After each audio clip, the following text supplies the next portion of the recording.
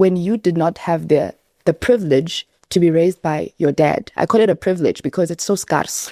In fact, It's scarce. studies are showing that boys between the ages of 1 to 17, it's only 39% of the boys who have the privilege of being raised by their father. Yeah, it's a privilege in our So I generation. agree it's with a privilege. you. Yeah. It's a privilege to be raised in a two-parented household because it's so scarce. So as a young lady, if I grew up in an environment where I always saw my mom playing two roles, I saw her as the mother, also the provider. It's going to be a thing that I grow up not seeing the need for a man because I didn't see it at home. If anything is broken, who do I run to? My mom. I need something. Who do I run to? My mom. So it then will take intentionality for me as a lady to learn how to need a man. That's why I thank God for the male figures that he has brought. I mean, one of the significant people that God brought into my life is my apostle, the one I submit under.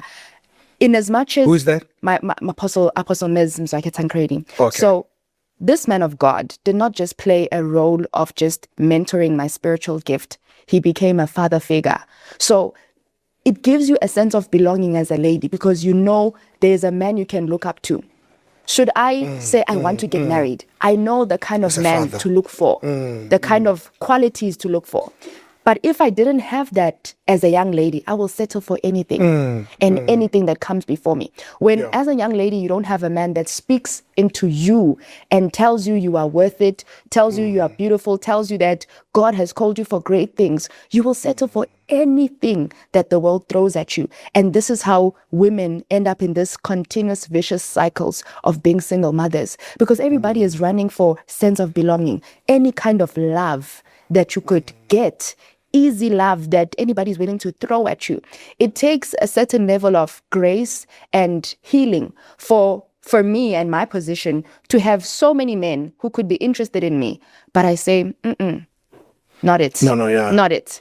But that's because somebody took time to pour into me, for me to understand who I am, who God has called me to be confident, not to see myself as that little girl that didn't have a father, that little girl that didn't have a sense of belonging. Desperate for love.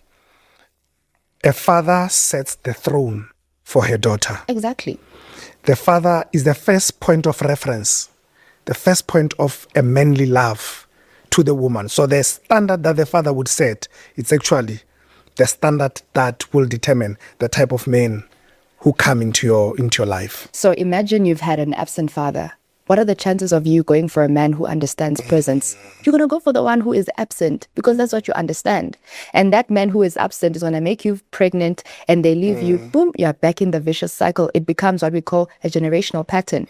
So if you look at it, what we are breaking here is not this disunity between the husband and the wife. We are coming to the root cause of the family structure being under attack. Because for us to fix the society, we need to first fix the home.